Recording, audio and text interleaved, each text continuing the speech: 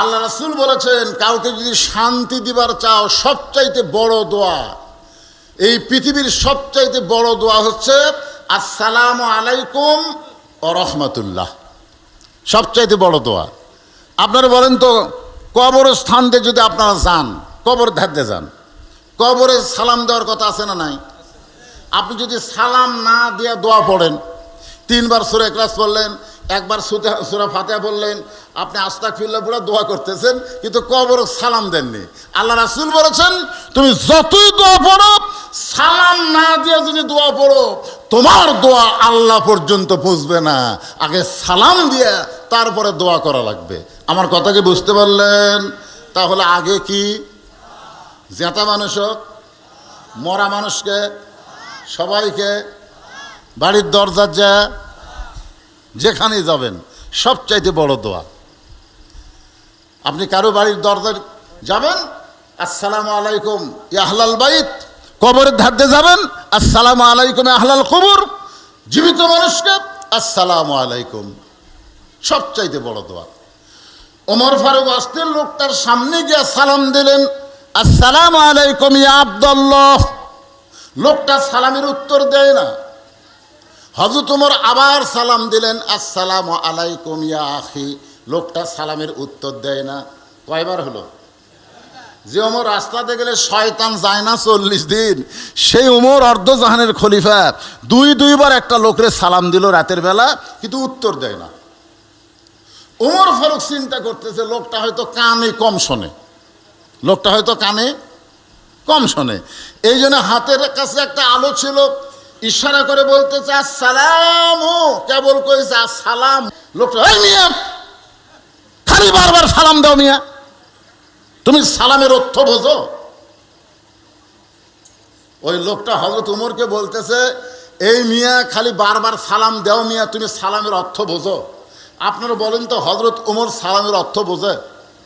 কি মনে হয় যে ওমরের কথার সাথে আল্লাহর কথা মিলে এই কোরআনে আল্লাহ 23টা আয়াত নাজিল করেছে? বলেন সুবহানাল্লাহ। হ্যাঁ, একই বিষয়ে নবী বলেছে, উমর বলেছে। আল্লাহ নবীর কথা গ্রহণ না করে উমরের কথা গ্রহণ করছে। এই কারণে আল্লাহ নবী বলতেন, আমার পরে কেউ যদি নবী হতো, লাউ কানা ওমর, আল্লাহ ওমরকে নবী বানায় দিত। কিন্তু নবুয়াতের দরজা বন্ধ হয়েছে বলে আল্লাহ ওমরকে নবী বানায় নাই। তবে আল্লাহ নবী বলেছেন, নবী হওয়ার সব যোগ্যতা আল্লাহ ওমরকে দান করেছে। আল্লাহ নবী যখন মদিনার খলিফা ছিলেন, আল্লাহ নবী যখন মদিনার রাষ্ট্রনায়ক ছিলেন, নবী যখন হিজরত করে মদিনাকে রাষ্ট্র করলেন, ওই সময় হযরত ওমরকে আল্লাহ নবী আইন মন্ত্রীর দায়িত্ব দিয়েছিলেন। জোরে বলেন, কি মন্ত্রী? তাহলে উমর ফারুক নবী যখন মদিনার রাষ্ট্রপতি ছিলেন, তখন উমর ছিল আইন মন্ত্রী। সেই হযরত ওমর মূর্খ না জ্ঞানী? লোকটা কি বলছে, এই মিয়া, সালামের অর্থ বোঝো মিয়া? ওমর ফারুক লোকটার সামনে গিয়ে বলতেছেন, ভাই, আমার মতন মূর্খ এই দুনিয়াতে কেউ নাই, আমি তোমার কাছে সালামের অর্থটা একটু বুঝবার চাই। লোকটা বলে, পাগল, আল্লাহ আমাদেরকে এমন একজন খলিফা ওমর দিয়েছেন। ওই লোকটা ওমরকে বলতেছে, মূর্খ, আল্লাহ আমাদেরকে এমন একজন খলিফা ওমর দিয়েছেন, যেই ওমর আল্লাহর কোরআন দিয়ে রাষ্ট্র চালায়। এখন মদিনার মানুষের কাছে দিনও যা রাতও তাই। সুবহানাল্লাহ। ওই লোকটা কার কাছে বলতেছে? উমরের কাছে বলতেছে, এই পাগল, তুমি জানো আমাদের একজন খলিফা হযরত ওমর আল্লাহর কোরআন দিয়ে রাষ্ট্র চালায়। এখন মদিনায় দিনও যা রাতও তাই। তাহলে আল্লাহর কোরআন দিয়ে যখন রাষ্ট্র চলবে, তখন দিন রাতের পার্থক্য থাকবে না, হয়তো আলো অন্ধকার থাকবে, কিন্তু কি নিরাপত্তা।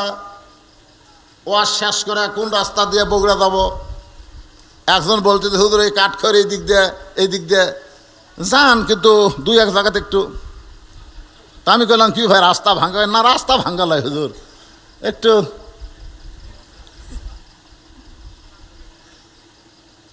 সেদিন ষোড়শী নির্জন পথে যাবে, কোনো জন কটু কথা কবে না, পথে আর প্রান্তরে সম্পদের মোহে পড়ে খুন আর রাহাজানি হবে না। সবাই বলেন, যদি মেনে চলি কোরআন আর রাসূলের বিধান, সকলেই শান্তিতে থাকবে।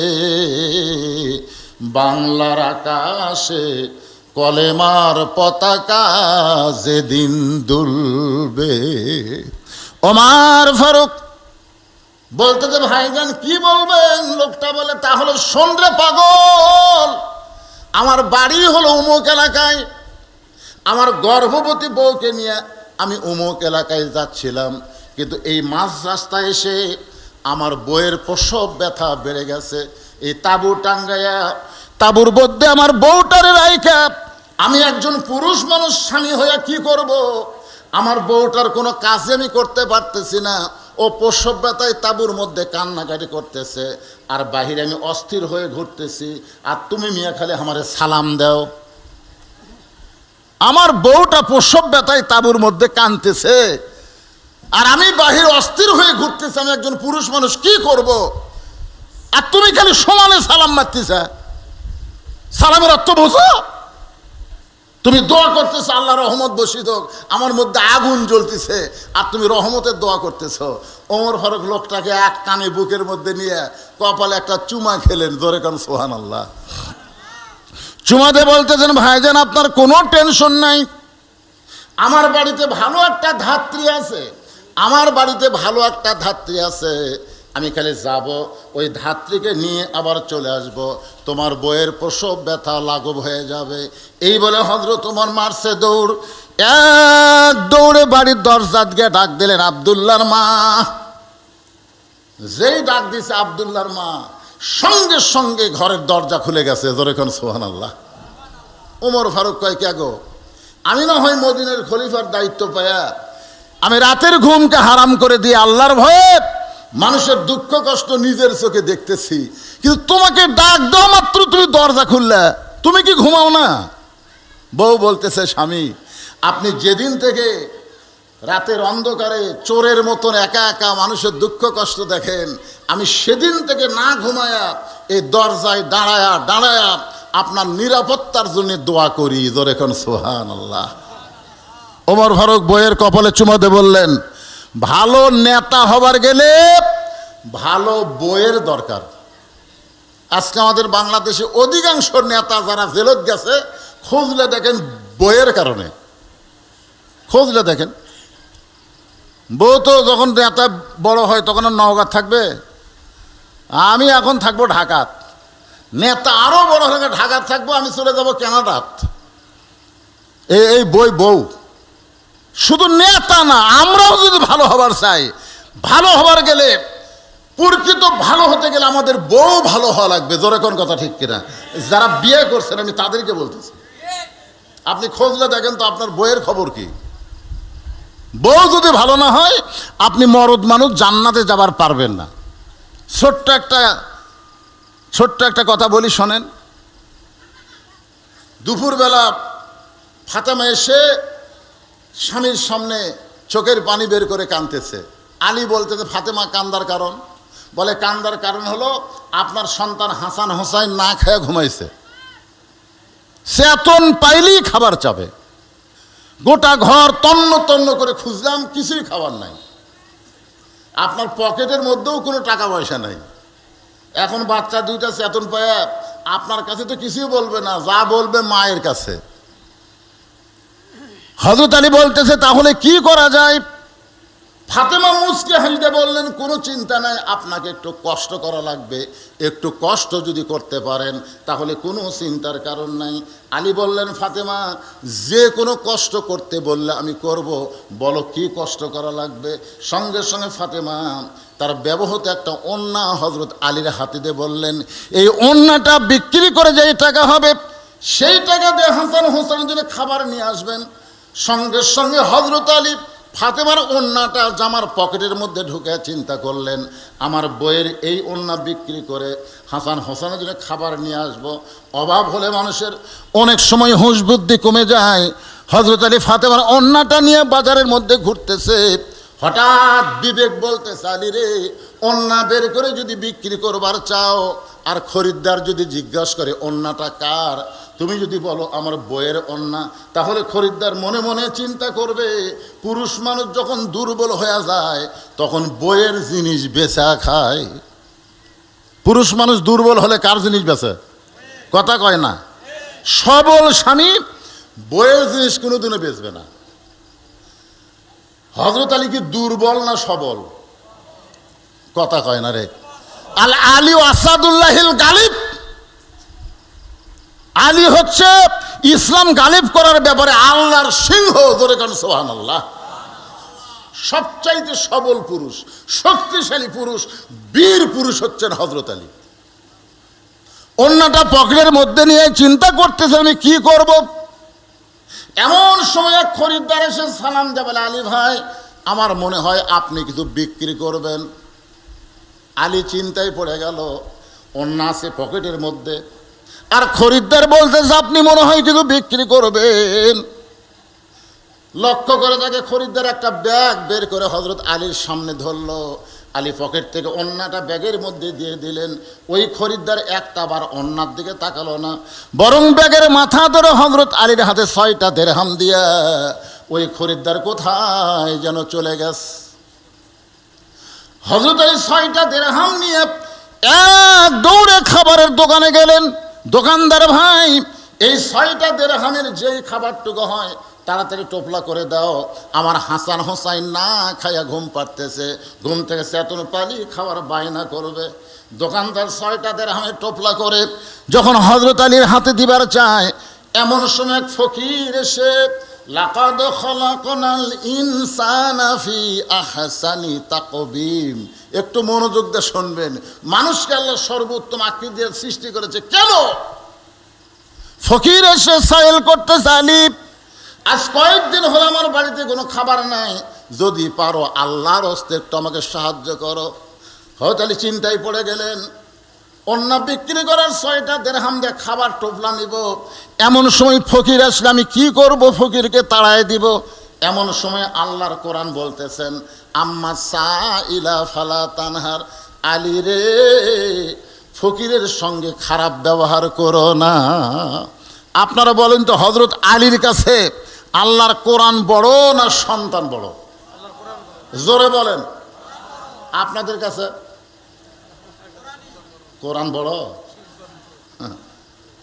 এই জন্য আল্লাহ বলেছেন, ইন্নামা আমওয়ালুকুম ওয়া আওলাদুকুম ফিতনা, নিশ্চয়ই সম্পদ আর সন্তান হলো তোমাদের সবচাইতে বড় বিপদ। চিন্তা করে দেখেন, হযরত আলীর কাছে আল্লাহর কোরআন বড় বিশ্বাস করে ফকিরকে একটা দিরহাম দিবে, 6টা দিরহামের মধ্যে ফকিরকে একটা দিবে, আর বাকি 5টা দিরহাম নিয়ে খাবার টোপলা নেবে। এই মনে করে ফকিরকে যখন 1 টাকা দিবার চায়, এমন সময় আল্লাহর কোরআন আবার সামনে এসে বলতেছে, ওমা তুনফিকু মিন শাইইন ফি সাবিলিল্লাহি ওয়াফা ইলাইকুম ওয়া আনতুম লা তুজলামুন। আলী রে, তুমি যদি ফকিরকে 1 টাকা দাও, আল্লাহ তোমাকে ওয়াফা ইলাইকুম 10টা টাকা ফেরত দেবে। তুমি যদি 2টা দাও 20টা দিবে। তুমি যদি 6টা দিরহাম দান করো আলী, আল্লাহ তোমাকে 60 দিরহাম দিয়া দিবে। হযরত আলী আল্লাহর কোরআনকে বিশ্বাস করে ওই ফকিরকে যখন 6টা দিরহাম দিয়া দিল, ফকির হাসতে হাসতে 6টা টাকা নিয়ে গেল। কিছুক্ষণ আগে সেই ফকির কানলো, টাকা পাওয়ার পরে সেই ফকির হাসতে হাসতে চলে গেল।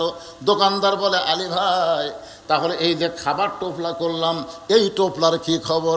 আলী বলতেছে, টোপলা দিয়া চলবে না, তুমি 2 বস্তা খাবার প্যাকেট করো, তুমি 2 বস্তা খাবার প্যাকেট করো। দোকানদারকে 2 বস্তা খাবার প্যাকেট করার কথা বলে হযরত আলী বাজারের মধ্যে ঘুরতেছেন।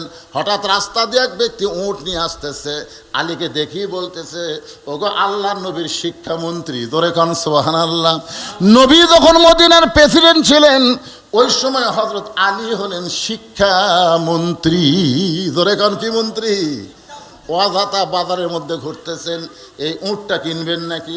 আলী বলতেছে, ভাই আমার পকেটে 1টাও টাকা নাই, তোমার উটটা কেমনে নিব? উটওয়ালা বলতেছে, 100 দিরহামে বাকিতে উটটা কিনেন, বিক্রি করে টাকা দিবেন, এটাও কি পারবেন না? হযরত আলী 100 দিরহামে বাকিতে উটটা কিনে যেই মাত্র উটটা বাজারে নিয়ে গেছে, এমন সময় চারিদিক থেকে খরিদ্দার ঘিরে ধরে বলতেছে, আলী ভাই এই উট বেচা কেনা কবে থেকে শুরু করলেন? উটের দাম কত নেবেন? এক খরিদ্দার বলতেছে, আপনার মতন জ্ঞানী শিক্ষামন্ত্রীকে বাজারে বেশিক্ষণ থাকার দরকার নেই, উটটা যদি আমার দেন এর বিনিময়ে 160 দিরহাম দিয়া দিলাম। হযরত আলী 160 দিরহামে উটটা বিক্রি করে উটটাকে 100 টাকা ফেরত দিয়ে বাকি 60টা দিরহাম নিয়ে যেই মাত্র দোকানে গেলেন, দোকানদার বলতেছে, ভাই কি খবর? আলী বলতেছে, তুমি কি খবর বলো? বলে, আপনার কথা মতো 2 বস্তা খাবার প্যাকেট করেছি। আলী বলতেছেন, দাম কত হবে? বলে, 60টা দিরহাম দিলেই চলবে। হযরত আলী 60টা দিরহাম নিয়ে 2 বস্তা খাবার কান্দে নিয়ে বাড়ির দিকে রওনা দিয়েছে। আর ফাতেমা দরজা কিছুক্ষণ পরে খুলতেছে আর দেখতেছে ওন্না নিয়ে গেল। আমার হাসান হোসেন তো কিছুক্ষণ পর চেতন পাবে, চেতন পাওয়ার পরে খাওয়ার বায়না ধরবে। এখন পর্যন্ত আমার স্বামীটা আসে না। হঠাৎ দরজা খুলে দেখতে পায় স্বামী 2 বস্তা খাবার নিয়ে আসতেছে। কয় বস্তা? সাথে সাথে ফাতেমা দরজাত খিল মারছে, দরজাত খিল মারছে। দেখেন বউ দরজাত খিল মারছে, জানলার কাছে বসেছে। হযরত আলী এসে দরজাত সালাম দিলেন, আসসালামু আলাইকুম ইয়া আহলাল বাইত। ফাতেমা ঘরের মধ্যে থেকে বলতেছে, ওয়ালাইকুম আসসালাম। দরজা খোলা যাচ্ছে না। আলী বলতেছে, আমার দোষ কি? বলে, অন্য বিক্রি করার টাকা দিয়ে বড় জোরে 1 টোপলা খাবার হবে, আপনি 2 বস্তা খাবার কোথায় পাইলেন? যতক্ষণ না বলবেন ততক্ষণ দরজা খুলবো না। আমাদের বউগুলো খুশি হয়ে দরজা ফাঁক করে থাকতো। জোরে কোন কথা ঠিক কিনা? হায় হায়, 1 টোপলার জায়গায় 2 বস্তা আসছে, খুশি হবি না? আর ফাতেমা দরজা বন্ধ করে বলতেছে, 1 টোপলা খাবার হতে পারে, 2 বস্তা কোথায় পেলেন? যতক্ষণ না বলবেন ততক্ষণ দরজা খুলবো না। আলী বলতেছেন, ফাতেমা দরজা খোলো তারপরে বলবো। ফাতেমা বলতেছে, বেতন পাই 10,000, বাসা ভাড়া 20,000। এরকম কিছু চাকরি আছে না? নাই। বেতন পাই 10,000, বাসা ভাড়া 20,000, প্রতিদিন ইলিশ কিনে গরুর গোস্ত কিনে টাকা পাই কোটিরা। আমাদের বাংলাদেশের মতন দুর্নীতির দেশ পৃথিবীর অন্য কোথাও নাই। এত দুর্নীতি, যে জায়গায় যাবেন সে জায়গায় দুর্নীতি, চাঁদাবাজি, খালি যে কোনো কাজ করতে যাবেন। এই বেটা, এই তোর আবার খবর কি?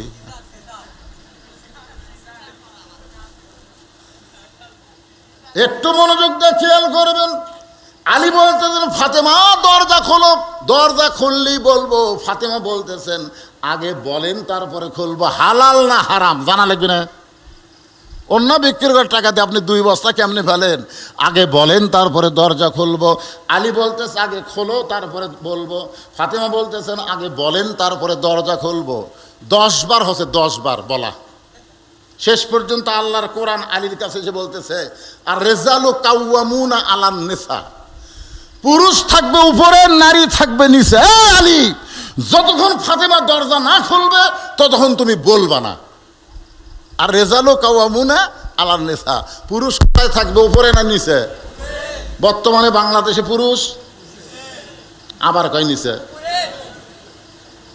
এত বছর কিন্তু আমরা নিচে আছিলাম। কি কন? এরশাদ চাচা যাওয়ার পর থেকে বাংলাদেশে মরদ মানুষ যে প্রধানমন্ত্রী হবে এটা আমাদের মনেই হচ্ছিল না। এবার পাওয়া গেছে কি যায়নি? কন এখন পাওয়া গেছে কি যায় না? ভাইজান, আল্লাহর কোরআন অনুযায়ী দেশ চলবে। আর রেজালু কাওয়ামুন আলান নিসা, পুরুষ থাকবে উপরে, নারী থাকবে নিচে। আলী মনে মনে চিন্তা করে, ফাতেমা যদি দরজা না খোলে আমি বস্তার খবর বলবো না। কিন্তু অনেকক্ষণ বস্তা কান্দে নিয়ে বিরক্ত লাগছে। এই কারণে হযরত আলী আল্লাহ নবীর দরবারে রওনা দিয়েছে। যেই মাত্র হযরত আলী নবীর দরবারে, এমন সময় নবী বসেছিলেন, বসা নবী দাঁড়িয়ে গেলেন। বসা নবী দাঁড়িয়ে গেলেন, নবী খুব জোর কদমে এসে আলীর কপালে একটা চুমা দিয়া আলীর কাঁধ থেকে 2টা বস্তা নামায় নিলেন। জোরে খান সুবহানাল্লাহ। আল্লাহ নবী হযরত আলীর কপালে চুমা দিয়া 2 কাঁধ থেকে 2টা বস্তা নামায় নিলেন। রাসূল তাকায় দেখে আলী মুখ গোমরা করে আছে। আল্লাহ নবী বলে, কে রে আলী? তোর কপালে চুমা দিলাম, তোর কাঁধ থেকে 2টা বস্তা আমি নামায় নিলাম, এরপরে মুখটা ভার কেন? বলতে যে হুজুর আপনি ভালো, কিন্তু আল্লাহ রাসূল বলে কিন্তুর পরে কি? কিন্তুর পরে কি সেটা মানে ভয় করতেছে। মানে আল্লাহ রাসূল আবার ফাতেমাকে মায়ের মতো ভালোবাসে। ধরে কেন সুবহানাল্লাহ। আল্লাহ রাসূল বলে আলী রে, কিন্তুর পরে যখন বলতে পারতেছিস না তাহলে আমার কাছে শোন। ফাতেমা ইচ্ছা করি তোকে আমার কাছে পাঠায় দিছে। ফাতেমা দরজা না খুলে তোকে আমার কাছে ইচ্ছা করে ফাতেমা পাঠায় দিছে। আলী বলতেছে ইয়া রাসূলুল্লাহ, আপনার কাছে ফাতেমা কেন পাঠাইবে? কি কারণে আপনার কাছে আপনার মেয়ে পাঠালো? আল্লাহ রাসূল বলে 4টা কারণে। জোরে বলেন কয় কারণ? আলী বলে ইয়া রাসূলুল্লাহ কি 4টা কারণ? বলে 1 নম্বর কারণ হলো তোমার কাছ থেকে অন্য কে কিনেছে তুমি কি বলতে পারো? আলী বলতেছে ইয়া রাসূলুল্লাহ আমি তো জানি না। আল্লাহ রাসূল বলে আলী রে, কোন ফকির তোমার কাছে ভিক্ষা নিয়েছে তুমি কি বলতে পারো? আলী বলতেছে আমি জানি না। আল্লাহ রাসূল বলে আলী, কে তোমার কাছে উট বিক্রি করলো তুমি কি তাকে চেনো? আলী বলতেছে আমি জানি না। আল্লাহ রাসূল বলে আলী, কে খরিদ্দার হয়ে তোমার কাছ থেকে উট কিনে নিল তুমি কি বলতে পারো? আলী বলতেছে ইয়া রাসূলুল্লাহ আমি কিছুই জানি না। নবী মুস্কি মুস্কি হাসি আর বলে এই কথাগুলো জানার জন্যে আমার মেয়ে দরজা না খুলে তোমাকে আমার কাছে বস্তা সহ পাঠাইয়া দিছে। লিল্লাহে তাকবীর। ওমর ফারুক বিবির কপালে চুমা দিয়ে বলে বিবি রে, আমি এতদিন মনে মনে চিন্তা করতাম আমি একা একাই শুধু মানুষের দুঃখ কষ্ট দেখি, কিন্তু তুমি যে সারা রাত দাঁড়ায় দাঁড়ায় দরজায় আমার জন্য নিরাপত্তার জন্য দোয়া করো এইটা তো আমি জানতাম না। ও বিবি তুমি কি জান্নাতে যাবার চাও? ওমর ফারুকের বউকে ওমর ফারুক বলতেছে বিবি তুমি কি জান্নাতে যাবার চাও? বউ বলতেছে আপনি কোন কি? সব সময় দোয়া করি আল্লাহুম্মা ইন্না নাসআলুকাল জান্নাতা ওয়া নাউযু বিকা মিনান নার। সবাই বলেন আল্লাহুম্মা ইন্না নাসআলুকাল জান্নাতা ওয়া নাউযু বিকা মিনান নার।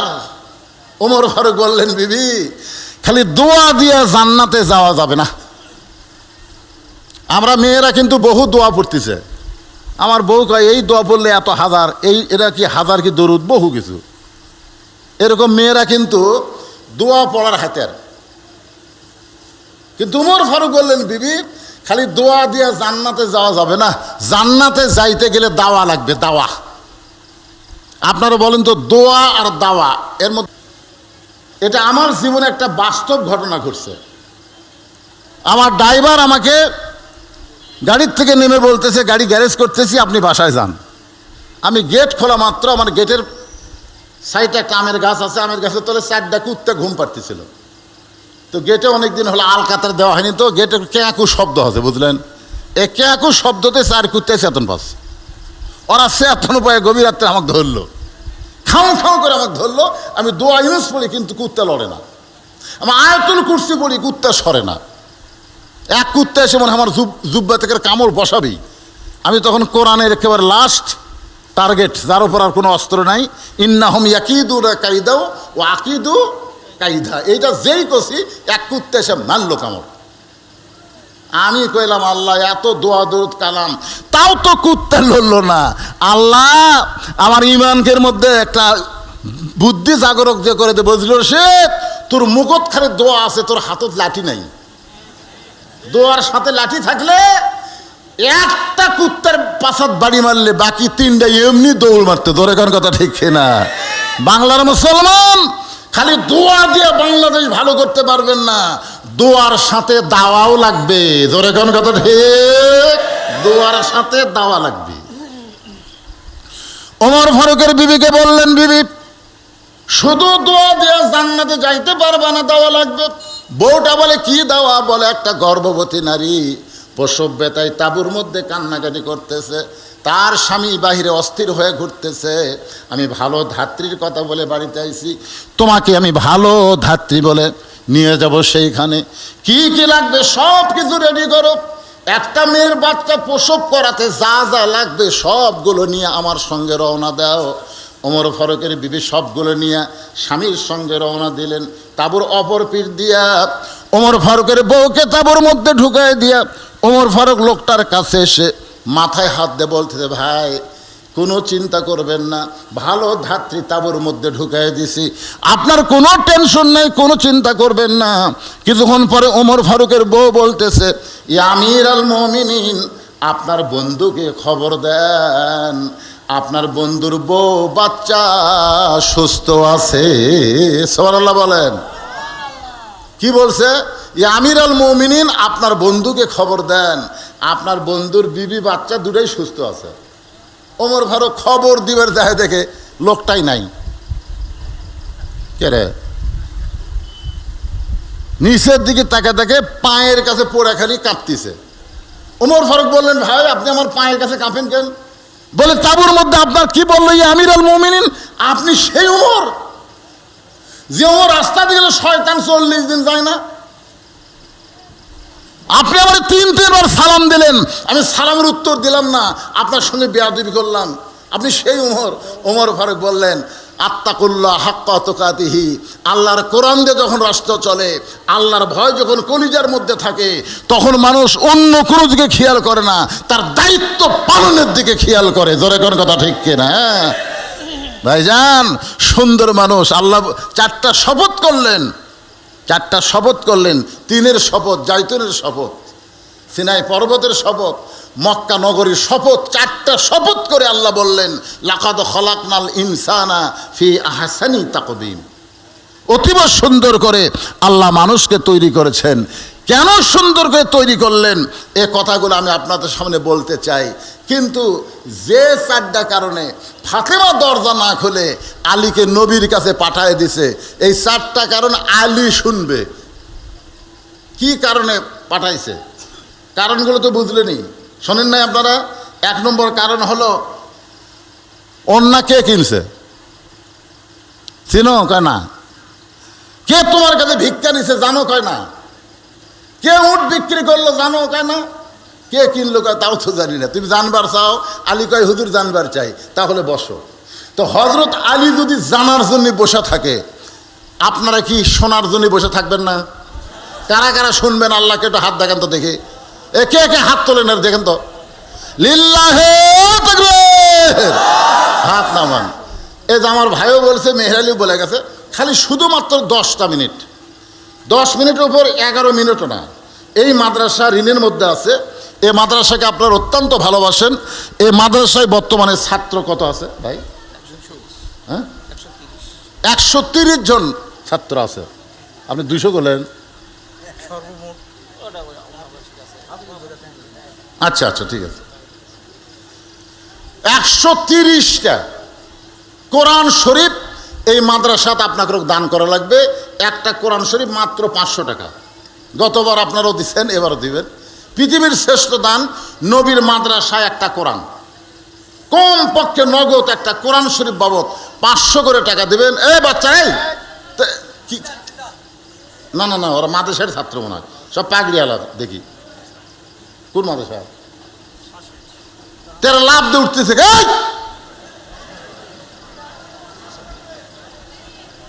না অন্য কোনো দায়িত্ব আছে নাকি? যাদের বাপ মা মারা গেছে, 2টা কোরআন বাবদ 1000। যদি মনে করে দাদা দাদি নানানের 14 গোষ্ঠীর জন্য 5000, 10টা কোরআন শরীফ বাবদ। না পারলে একটা কোরআন 500 টাকা। আপনি 500 টাকা দিবেন, নবীর এই মাদ্রাসায় একটা কোরআন শরীফ দান করার সওয়াব আল্লাহ আপনার আমল নামায় দিয়ে দিবে। পৃথিবীর শ্রেষ্ঠ দান, নবীর মাদ্রাসায় একটা কোরআন। কোন ব্যক্তি প্রথম দেবেন? যে ব্যক্তি প্রথম দেবে, তার দেখা দেখি যত মানুষ দান করবে, প্রত্যেকটা দানের সওয়াবের অংশ আল্লাহ তাকে কিছুটা দিয়ে দিবে।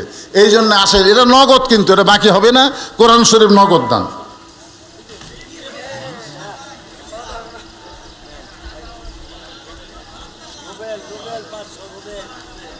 কে সর্বপ্রথম কোরআন শরীফকে ধরে রাখেন? ধরে মোহাম্মদ মুশফিকুর রহমান তুষার, মৃত রফাতুল্লাহ, পিতার নাম, গ্রাম কুজাগাড়ি, 10,000 টাকা। ধরে বলেন মারহাবা। মৃত বাবা মা ভাই বোন সবার জন্য দোয়া চাই, সবার জন্য দোয়া করবো ইনশাল্লাহ। আগে কোরআন শরীফটা আদায় করে এগুলো থুয়ে দেন। হ্যাঁ, আল্লাহর একজন বান্দা দান করেছে, কত? নগদ 500 টাকা দান করছে। এই 500 টাকা মানে আমরা বাবা কেউ ওঠা বসা করবেন না, আলী বসে আছে। আলীর চাইতে আপনারা বড় বড় ধননি, প্যারালাইসিস হয়ে পড়ে থাকবেন, টানার লোক থাকবে না, বেটার বউ বুড়া মরে না কেন, পানি খেলে না তো পেশাব খেলাবে, এরকম ঘটনাও ঘটছে। এই জন্যে ওঠা বসা করবেন না, ধৈর্য নিয়ে বসবেন, মাদ্রাসা ভালোবাসবেন। এই মাদ্রাসা আপনাদের ভালোবাসার ফসল, সরকার বিল্ডিং করে দিবেন, আপনারাই করে দিবেন। কোরআন শরীফ বাবদ চাইছি, কোরআন শরীফ পৃথিবীর শ্রেষ্ঠ দান, কোরআন শরীফ বাবদ আল্লাহ দেন। আল্লাহর একজন বান্দা কোরআন শরীফ বাবদ 500 টাকা দান করেছে, আল্লাহ দান কবুল করেন। আর একজন কোরআন বাবদ 500 টাকা, জি 10টা কোরআন শরীফ বাবদ আল্লাহ, আমার ভাইজান 5000 টাকা দান করেছে, আল্লাহ দানকে কবুল করেন। আমার আর একজন ভাই 2টা কোরআন শরীফ বাবদ 1000 টাকা দান করেছে। আরে পৃথিবীর শ্রেষ্ঠ দান, নবীর মাদ্রাসায় একটা কোরআন, আল্লাহ 2টা কোরআন বাবদ 1000 টাকা দান করেছে। আর একজন আল্লাহর বান্দা 2টা কোরআন শরীফ, এই গ্রামের জামাই 2টা কোরআন শরীফ বাবদ 1000 টাকা দান করছে। ছোট্ট একটা বাচ্চা কোরআন শরীফ বাবদ 1000 টাকা দান করেছে, আল্লাহ কবুল করেন। আর একজন আল্লাহর বান্দা কোরআন শরীফ বাবদ পৃথিবীর শ্রেষ্ঠ দান, নবীর মাদ্রাসা একটা কোরআন শরীফ বাবদ 500 টাকা দান করছে, আল্লাহ দানকে কবুল করেন। যারা ধান দিবেন, এই যে বৈশাখ মাস, আপনাকে ধান তো এখন পাক ধরতেছে, আসমানের বালা জমিনের বালা থেকে আবাদগুলো যেন হেফাজত করে, সাদাকাতু তারুদ্দুল বালা, এই জন্য ধান দেন, 2-1 মণ করে স্লিপ লিখে দেন ভাই, এর স্লিপ সবগুলা দেন, যেগুলো 500 টাকা হয় দিয়ে দেন। এজে কি নাম বাবার, কি নাম রে? হ্যাঁ, শহীদুল ইসলাম। দেখেন আল্লাহর পাগল কোরআন শরীফ বাবদ 500 টাকা দান করে দিল, আল্লাহ দানকে কবুল করেন, আল্লাহুম্মা আমিন। আল্লাহ রোহান নামে তোমার একজন বান্দার নগদ 500 টাকা কোরআন শরীফ বাবদ দান করছে, আল্লাহ দানকে কবুল করেন, আল্লাহুম্মা আমিন। আপনাদের এই এলাকার মধ্যে 2-1 জন নাই কোরআন শরীফ দেওয়ার মতন? 1 মণ 2 মণ ধান দেন, সময় দিছি 10 মিনিট, 10 মিনিটের পরে আর আদায় হবে না ইনশাল্লাহ। রুমাল দেন, ভিতরে বাচ্চারা রুমাল নিয়ে দাও, 10 টাকা 20 টাকা 50 টাকা 100 টাকা জিনিস যা পারবেন। আমার মেহের আলী ভাই কি বলে গেল, 1টা টাকা হলেও আপনারা দিবেন, মানে দান থেকে বঞ্চিত হবেন না, কিঞ্চিত হলেও দিবেন, কিন্তু বঞ্চিত হবেন না। আল্লাহর একজন বান্দা এখানে 5000 টাকা নগদে দান করছে। কে দিল এটা? 500 মইনুল ইসলাম ভুতুলিয়া থেকে 5000 টাকা নগদে দান করেছে। আল্লাহ উপ ঠিকাদার, আল্লাহ তার দানকে কবুল করেন, আল্লাহ নিকনিয়ত নিয়ে কাছে পরে আল্লাহুম্মা আমিন। 2টা কোরআন শরীফ বাবদ 500 1000 টাকা দান করছে, আল্লাহ দানকে কবুল করেন, আল্লাহুম্মা আমিন। কবুল করো মোদের কামনা, দানকারীকে দিবেন জান্নাত, আল্লাহ নিরাশ করবেন না। এগুলো বলা লাগবে ভাই, লাগবে না বেশি বললে আবার যে কটা লোক আছে সব উঠে চলে যাবে। আদায় তো মেরেল ভাই করছেই, অনেক আবার চাই কি আমি দিলাম, আমার নামটা করলো না। শোনেন, নাম শোনা বড় কথা নয়, আপনি যে দান করছেন এটাই বড় কথা, ঠিক কিনা বলেন? আপনি যখনই দান করছেন তখন আপনার নামটা জান্নাতের খাতায় আল্লাহ কবুল করেছে। এই ফাঁকা জায়গাটা পুরো করে সবাই সামনে আসেন তো ভাই, যারা গেছে চলে যাক, অসুবিধা নাই, আসেন সবাই একটু সামনে জিকির করেন আর সামনে আসেন। 2 জায়গা আপনার জান্নাতের সাক্ষী হবে। এক জায়গায় বসে আসলেন, ওই জায়গা জান্নাতের সাক্ষী হবে, আবার জায়গা পরিবর্তন করলেন, আর এক জায়গায় বসলেন, ওই জায়গাটা আপনার জান্নাতের সাক্ষী। আমরা তো চাই আল্লাহ যেন যে কোনো একটা ওসিলায় আমাদেরকে জান্নাত দিয়ে দেয়। এই জন্য ওটা বসা করে সামনে দিয়ে একটু আসেন আর জিকির করেন, লা ইলাহা ইল্লাল্লাহ। মাদ্রাসার বাচ্চারাই গামছা নিয়ে ব্যাগ নিয়ে ভিতরে ঢোকো, লা ইলাহা ইল্লাল্লাহ, লা ইলাহা ইল্লাল্লাহ, লা ইলাহা ইল্লাল্লাহ, লা ইলাহা ইল্লাল্লাহ, লা ইলাহা ইল্লাল্লাহ, লা ইলাহা ইল্লাল্লাহ, লা ইলাহা। রে নবীর সাহাবীরা শোনো, গভীর রাত্রে আমার বাবা আমার দরজায় আব্দুল্লাহ বলে ডাকতেছে। আমি আব্দুল্লাহ দরজা খুলে দেখি বাবার হাতে একটা পাঞ্জাবি। আমি কইলাম, বাবা বাইতুল মাল থেকে আমার একটা পাঞ্জাবি দিছে, আপনি গভীর রাত্রে আর একটা দেওয়ার জন্য আইছেন? ও ওমর ফারুক বলে, আব্দুল্লাহ রে, আমি তোর আর একটা পাঞ্জাবি দেওয়ার জন্য আসিনি বাজান, এই পাঞ্জাবিটা আমার ভাগে পড়েছে। এখন তুই বল, এই ছোট পাঞ্জাবি পরে আমি আগামীকাল খুতবা দিলে মুসল্লি কিন্তু ইমামের দিকে তাকায় থাকে, তোর পাঞ্জাবিটা আমাকে দান করে দে। আব্দুল্লাহ বলে, গভীর রাত্রে আমার পাঞ্জাবির অংশটুকু আমার বাবাকে দান করে দিলাম। বাবার পিছনে পিছনে রওনা দিয়া বাবার ঘরের দিকে গেলাম। আমি জানলা দিয়ে তাকায় দেখি বাবার পাঞ্জাবি আমার পাঞ্জাবি একত্র করে বাবা লম্বা জুব্বা বানায় খুতবা দেয়। এখন বলো বাবার খুতবা শোনা যায় কি না যায়? সমস্ত সাহাবীরা চিল্লে বলতেছে, আল্লাহর কোরআন দিয়ে যখন রাষ্ট্র চলবে, আত্তাকুল্লাহ হাক্কা তুকাতিহি, এমন ভাবে নেতারা গ্রহণ করবে, লাকাদ খালাকনাল ইনসানা ফি আহসানি তাকবীম, সবচাইতে সুন্দর মুসলমান দেখা যাবে, সবচাইতে সুন্দর নেতা দেখা যাবে, সবচাইতে সুন্দর বাপ দেখা যাবে, বাপের মধ্যেও সুন্দর, নেতার মধ্যেও সুন্দর, সুন্দর মা দেখা যাবে। আল্লাহ রাসূল বলে, আলী, তোমার কাছ থেকে ফাতেমার ওড়না কে কিনেছে তুমি কি জানো? আলী বলতেছে, ইয়া রাসূলুল্লাহ, আমি জানি না। রাসূল বললেন, আলী, তাহলে শোনো, ফাতেমাকে আল্লাহ বড় ভালোবাসে। ফাতেমা পর্দানিশী হওয়ার কারণে আল্লাহ ফাতেমাকে বড় ভালোবাসে। শুধু ফাতেমা না, যে মেয়েরা পর্দানিশী সমস্ত নারীদেরকে আমার আল্লাহ ভালোবাসে। সুবহানাল্লাহ কন্যা কেন? পর্দানিশী নারী যারা আল্লাহর ভালোবাসা পায় তারা। আলী, ফাতেমার ওড়না দুনিয়ার কোনো সাধারণ মানুষ কিনুক, এটা আল্লাহ পছন্দ করে না। কারণ আল্লাহ পর্দানিশী নারীকে ভালোবাসার কারণে একজন ফেরেশতাকে আল্লাহ মানুষের রূপে তোমার কাছ থেকে 6টা দিরহাম দিয়া ফাতেমার ওড়না কিনে ওই ওড়নাটা আল্লাহ কোন জান্নাতের মধ্যে রাইখা দিয়েছে। সুবহানাল্লাহ বলেন। আমার মা বোনেরা যারা পর্দার অন্তর আছেন, আমি আপনাদের এই নওগাঁ মান্দা এলাকায় ওয়াজ করতে এসে একটা নতুন জিনিস শুনতে পেলাম। সেই জিনিসটা হলো, আপনাদের এলাকার মেয়েরা নাকি মাথার চুল বেচা খায়। হ্যাঁ, এই কথাটা শোনার পরে আমার তো মাথায় গরম। কারণ মেয়ে মানুষ মারা গেলে আমরা এতদিন ধরে সবাই জানি মেয়েদেরকে 5টা কাপড় দেওয়া লাগে। তোর এখন কয়টা? 5টা কাপড় দেওয়া লাগে। পুরুষের মতোই 3টা কাপড়, পুরুষের মতোই মেয়েদেরকে 3টা কাপড় পরান লাগে। আর 2টা কাপড় মেয়েদেরকে বেশি দেওয়া লাগে 2 জায়গার জন্যে। এই 2 জায়গার মধ্যে এক জায়গার নাম হলো মাথা বাঁধ, আর একটা হলো সিনা বাঁধ। সিনা মানে এই বুক, এই বুকটার বাঁধতে হয় টাইট করে, আর মাথার চুল বাঁধা লাগে। তো মরার পরে যদি মাথার চুল বাঁধা লাগে, জেতা অবস্থায় যদি এরা চুল বেচা খায়, আপনারা বলেন তো, যেই মেয়ের মাথার চুল বেচা খাচ্ছে ওই মাথা লিয়ে ওই মেয়ে মানুষ জান্নাতে যাওয়ার পারবে? আল্লাহ কবি জান্নাতে যদি যাবার চাস মাথা ফেলে দিয়ে যা। তো এখন মাথা ছাড়া মারা কি জান্নাত যাবেন? তাই মেয়েদের কাছে আমার অনুরোধ, আপনারা যা করা করছেন, যে ভুল করা করছেন, আজ থেকে তওবা করেন, আর কোনোদিন মাথার চুল বিক্রি করবেন না। কারণ মেয়েদের মাথার চুল শুধু একজনই লাটতে পারবে। পুরুষ মানুষের মধ্যে মেয়েদের মাথার চুল খালি একজনই লাটতে পারবে, সেটা হলো তার স্বামী। স্বামী ছাড়া মেয়ে যদি বড় হয়, বড় মেয়ের মাথার চুল বাবাও নাড়তে পারবে না।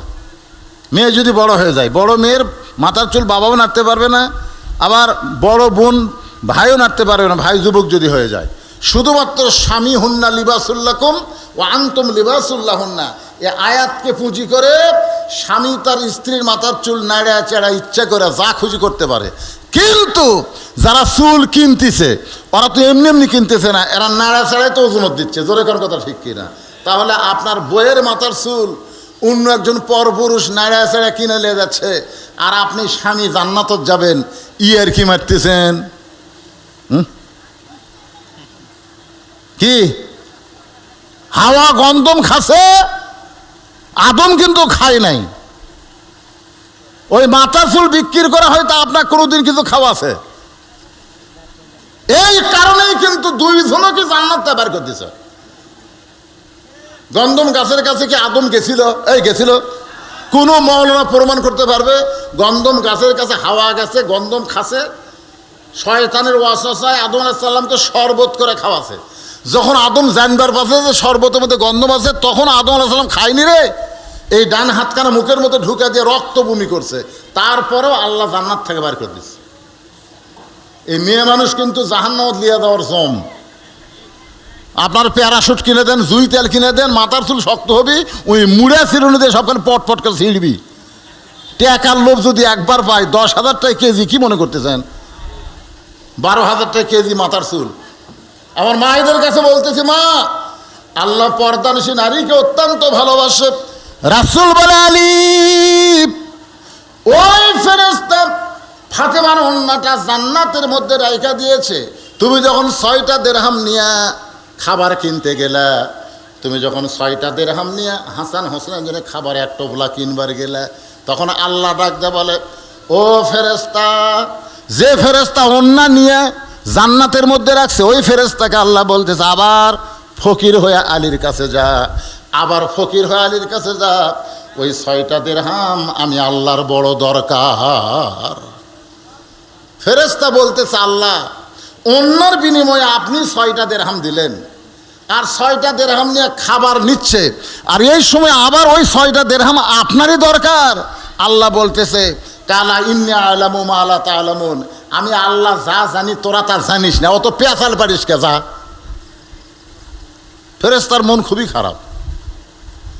ফেরেশতা মানবরূপী ফকির হয়ে হযরত আলীর কাছে এসে দেখে আলী খুশি হয়ে এক টোপলা খাবার নিচ্ছে 6টা দিরহাম দিয়ে। এমন সময় আল্লাহর হুকুম মোতাবেক ওই ফেরেশতা ফকির হইয়া যখন আলীকে বলতেছে, আলী ভাই, আমি আজ কয়েকদিন হলে কিছুই খাই নাই, আমার বাড়িতে খাবার বড় দরকার। এমন সময় আল্লাহর কোরআন বলতেছে, আম্মা সাইলা ফালা তানহার, আপনারা বলেন তো, এই কোরআনের সঙ্গে যার সম্পর্ক থাকবে সে কিন্তু নিজের ইচ্ছায় চলবে না, আল্লাহর কোরআন মোতাবেক জীবন গড়াবে। আলী দেখতেছে ফকিরের সঙ্গে খারাপ ব্যবহার করা যাবে না, 6টা দিরহামের একটা দিরহাম দিলি তো ফকির চলে যাবে, এই মনে করে যখন একটা দিরহাম দেয়, রাসূল বলে, আলী, তুমি যেই মাত্র একটা দিরহাম দিয়েছো, এমন সময় আল্লাহর কোরআন তোমার সামনে বলতেছে, ওমা তুনফিকু মিন শাইইন ফি সাবিলিল্লাহি ইউওয়াফা ইলাইকুম, একটা দিলে 10 পাবি, 2টা দিলে 20 পাবি, 6টা দিরহাম যদি দান করিস রে আলী, আল্লাহ তোকে 60 দিরহাম দিয়া দিবে। আপনারা বলেন তো, মুসলমান মাত্র আল্লাহর কোরআনকে বিশ্বাস করার দরকার আছে না নাই? আজকে যদি আপনারা 1 মণ ধান দেন, আল্লাহ আপনাকে 10 মণ দিবে। এই কোরআন যদি সত্য হয়, সত্যি যদি বিশ্বাস করেন, আপনি যদি 2 মণ ধান দেন, আল্লাহ আপনাকে 20 মণ দিবে। হয়তো আপনি মনে করতেছেন, হুজুর কেমনে দিবে? আল্লাহ দিবার পারে ভাই। বিঘাকে 24 মনে হয়, আবার 2 আল পরে দেখেন এক জমিত 32 মনে হচ্ছে, হয় কি হয় না? কথা কেন হয় কি হয় না? আবার আস-সাদাকাতু তারুদ্দুল বালা, দান সদকা করলে আসমানের বালা জমিনের বালা থেকে আল্লাহ আপনার আবাদকে হেফাজত করবে। আলী বিশ্বাস করে 6টা দিরহাম দিছে। দোকানদার বলতে, ভাই টোপলার খবর কি? আলী বলতে, 2 বস্তা খাবার প্যাকেট কর, কারণ 6টা দিরহামের যদি 60টা দিরহাম আল্লাহ দেয়, তাহলে টোপলা তো হবে না, বস্তা হবে। এই মনে করে হযরত আলী বাজারের মধ্যে ঘুরতেছে। রাসূল বলে, আলী রে, ওই ফেরেশতাকে আল্লাহ মানুষ বানায়া জান্নাতের উট পাঠায় দিছে। 100 দিরহামে তোমার কাছে বাকিটা উটটা বিক্রি করলো। ওই ফেরেশতাকে আল্লাহ আবার খরিদ্দার বানায়া তোমার কাছে 160টা দিরহামে উটটা কিনে নিল।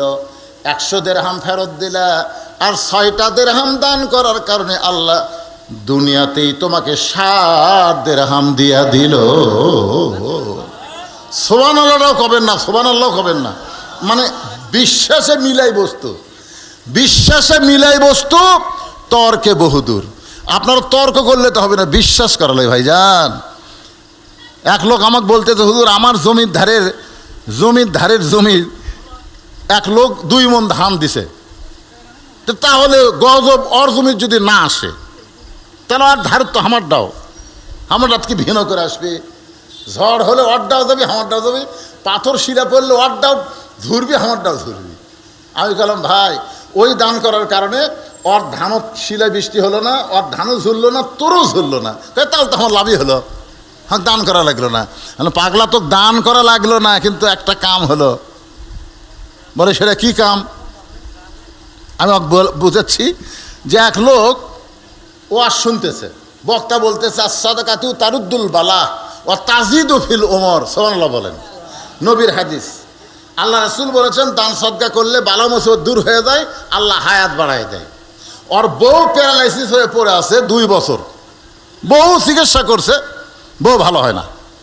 তো বক্তার হাদিস শুনে ওর বিশ্বাস হচ্ছে যে বহু টাকা পয়সা খরচ করলাম, ভালো যখন হয় না, হুজুর যখন বলতেছে নবীর হাদিস, ওই দৌড়ে এসে 500 টাকা দান করে গেছে। দান করা মাত্রই বক্তা দোয়া করছে, আল্লাহ যা বিপদ আপদ মুসিবত আছে সব দূর করে দাও, আল্লাহ সব দূর করে দাও। 500 টাকা দিয়ে ওটি বসেছে, ওর কাছে আরেকজন আছে, ওই পকেট থেকে 1000 টাকা বার করে বলতেছে, দেখ তুই কি মনে করিস আমার টাকা নাই? তুই কি মনে করিস আমার টাকা নাই? এই যে আমারও 1000 আছে। কে রে বক্তারা বললো আর তুই বিশ্বাস করলু? হ্যাঁ ভাই তোর বাড়ির তো বিপদ নাই, আমার বিপদ আছে, বিশ্বাসী মিলাই বস্তু তর্কে বহুদূর, দিছি যাই হোক।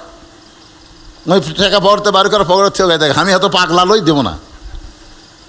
একই পাড়ার একজন উত্তর পাড়া, একজন দক্ষিণ পাড়া বাড়ি। যে ব্যক্তি দান করছে ওর বাড়ি হলো উত্তর পাড়া।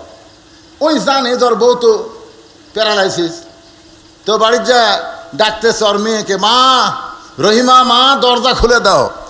বউ বলতেছে সারা জীবন মেয়ের ডাকো কেন, আমার ডাকতে পারো না? স্বামী কয়, এই পাগলি তুই না প্যারালাইসিস রে, তোকে ডাকে লাভ আছে? তোকে ডাকলে তুই কি দরজা খুলে দিতে পারবে?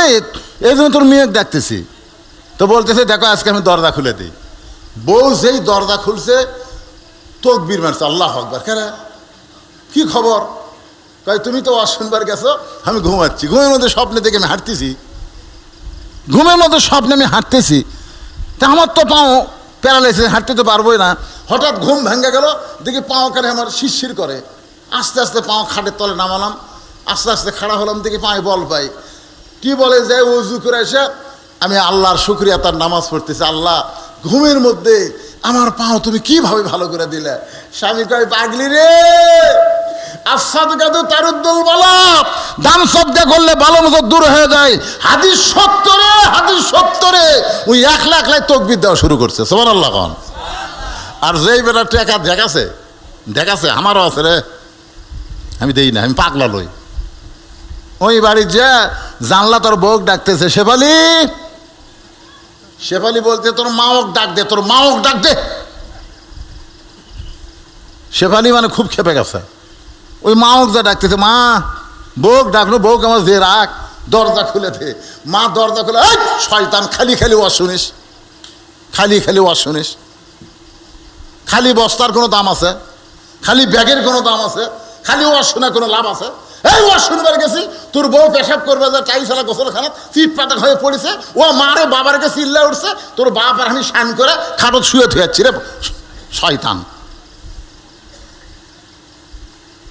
ওই বাড়িতে এসে কয় 1000 টাকা বাঁচাছি, আর বইয়ের মাজা শেষ।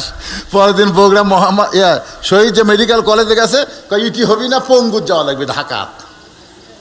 কি টাকা পাচ্ছে কলজা, 1 লাখ টাকা লাগিয়েছে, 1 লাখ টাকা সোজা করবে।